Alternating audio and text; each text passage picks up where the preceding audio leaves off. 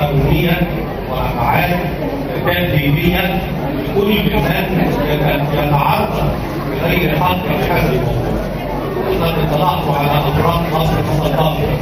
قصر الثقافة كان قصر لأحد البشوات قبل الثورة، ثم أجر لوزارة الثقافة أو لأصول الثقافة 60 جنيه، وكان مؤدى هذا الإيجار أن يظل لغاية يوم القيامة ب 60 جنيه. قدر هذا القصر في وقت ما بحوالي 6 مليون جنيه، اشترطوا ده في 2006 من إدارة أصول قصر الثقافة أنفسها. الإدارة الهندسية قدرته ب 6 مليون جنيه. اشتريته الوزارة في 2010 بحوالي 15 مليون جنيه. لما هذا؟ كل هذه الأمراض ستكون أمام النيابة وكلها إجراءات. اللي فكر هذا الموضوع كله إن أحد الأفراد يبني في أرض مجاورة لقصر الثقافة، وحينما استدعيت أوقفت هذا الرجل لأني وجدت فيه في الأوراق ما يفيد أن هناك شارع عام للدولة في هذا المكان، فكان متصور أن يكون الشارع ده هو الجزء الذي يبني فيه هذا الرجل. كلفت الإدارات الهندسية والمساحة وكل الجهات المعنية بالبحث، فتبين أن الشارع هذا موجود في داخل أسواق قصر الثقافة. تلك مشكلة سيتم حلها قانونا، وهناك موضوعات معروضة على النيابة العامة وعلى مجلس الدولة وعلى كل الجهات. يصور الأمر الآن على أن هناك اعتداء على قصر الثقافة. هذا غير حقيقي على الإطلاق. الرجل يبني الآن في أرض هي منه، ولكن الخطوة وما بينها أن يكون هذا البناء طبقا للقانون وليس هناك أي مشكلة.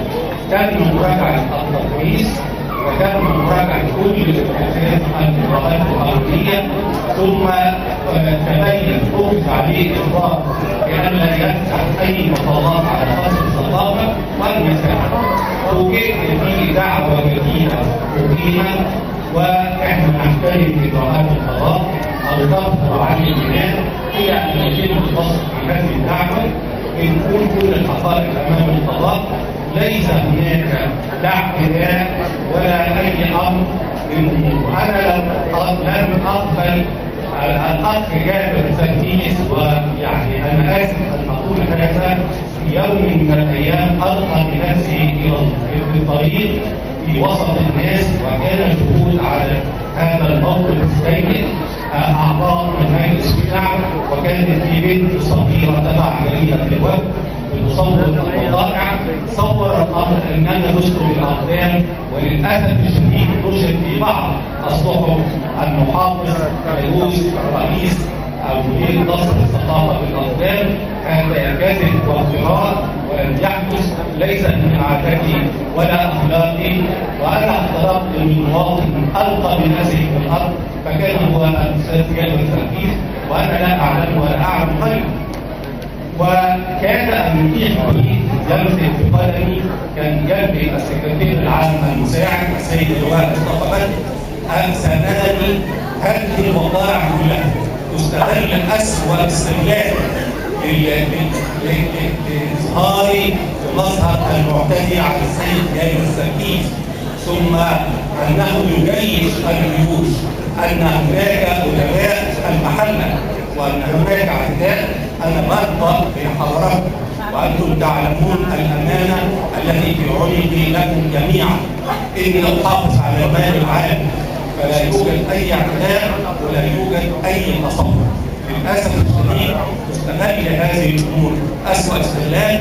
أنا بقول لأهالي المحلة لابد أن يعلموا الحقيقة، وهناك إجراءات قانونية وقضائية ضد كل من يبرر بهذه الدولة وكل من حصل على أموال من هذه الدولة. لابد كيف يقيم قصر؟ أولا قصر كان مؤجر 60 جنيه، ليه أشتريه دولة تشتريه 15 مليون جنيه؟ لغاية يوم من الأيام هيقعد تاني 60 جنيه ندفع فيه سنة 2010 عقد ب 15 مليون جنيه. ليه هذا؟ مصر يقدر ب 6 مليون جنيه تشتريه دولة ب 15 مليون جنيه. أنا بطرح كل دي وقائع لا أتهم فيها أحد، ولكن لابد أن تبحث ولابد أن تأخذ مجراها. أردت أن أفيد حضراتكم لأن أنا لم أستطع جئت لتدريب الأستاذ زياد السركيس، وهناك إجراءات وهناك مواقف أرجو أن تأخذ. سيد المحافظ، وزير الثقافة خطابا يعتذر عن كل وقال إني أعتذر بشدة عن كل ما نسب إلي خطأ. أنا أحط حضراتكم سيد المحافظ توضيح بعد اذن حضرتك. توضيح هنا احنا مش طالبين، ما بنقولش في تعدي على الاصل، احنا بنقول في تعدي على القضاء المصري، لان في قضيه من يوم واحد، من قضيه واحد وقضيه 28 ماشي، وما حصلش الايقاف، ولحد دلوقتي السيد المدير الامن موجود، وفي تخاذل من وزاره الداخليه، وحضرتك المالك معاه جواب من حضرتك باستمرار العمل من يوم 8/5. لا انا ما بتبعدنيش لاني بقول حقائق.